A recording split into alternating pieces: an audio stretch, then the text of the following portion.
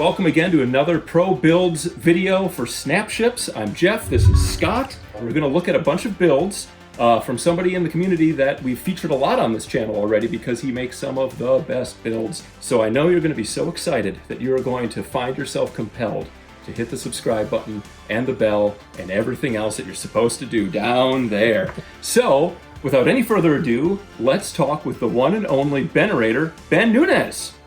Hi, nice to meet you.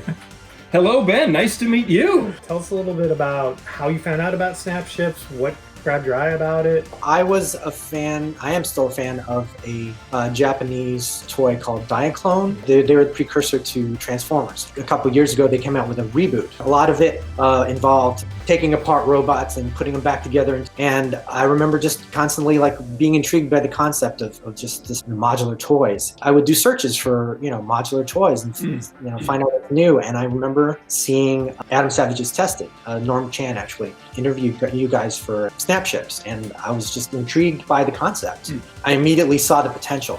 A few years later, I saw that they were available to order, and I bought one, and it just blew up from there.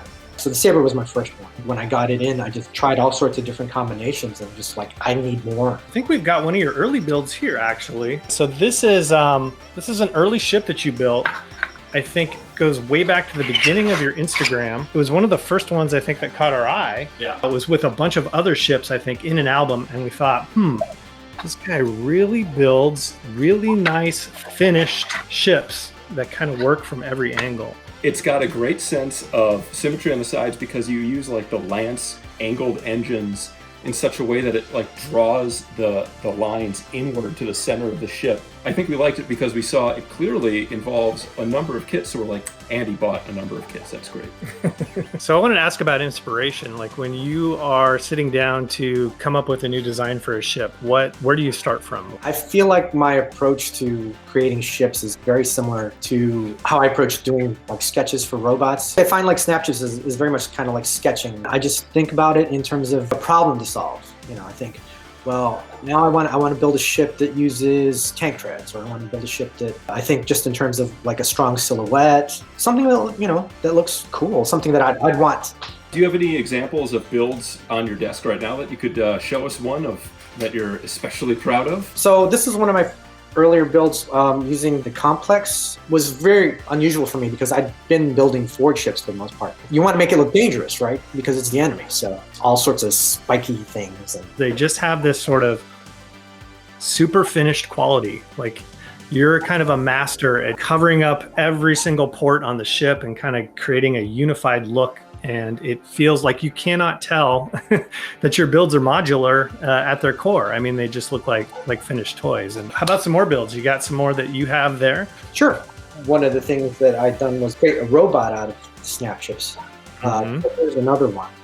I had to because robots, right? I love how long the legs are and the way that you use the round peg so that the legs can splay out to give it a stance is great.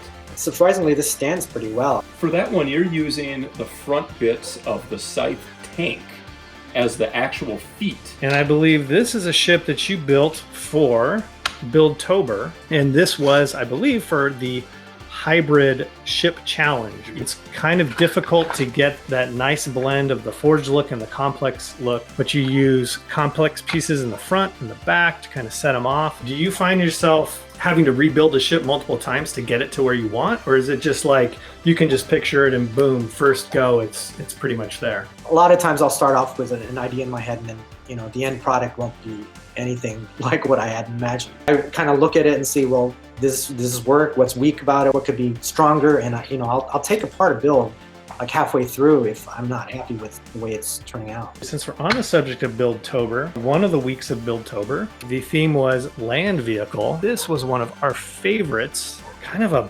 wonderful six-wheeled monstrosity. It's great that you're like, we really like this one. It's kind of a monstrosity. I feel like a lot of your builds, a lot of the ones that resonate with me that I really like is you feature the Gladius cockpit a lot. I think it kind of hits that sweet spot of scale. Just going through your Instagram stuff, you've been drawing and doing all sorts of stuff. Can you tell us about some of the stuff that you enjoy the most that you've been creating? The main focus of my Instagram has been my robot drawings. It was just something that I would do on the side just for myself because I'm just a big fan. Watching sci-fi movies and anime and just, I love them. One day I just decided, I think it was actually one that actually drew me was March of Robots. Which you take 30 days and they give you some prompts and you draw like a robot every day. And I think my longest stretch of time was like 3 years of drawing a robot every day, nonstop. Oh my God. Question, is your therapist expensive? But it's very cathartic drawing. Snap ships. Build to battle.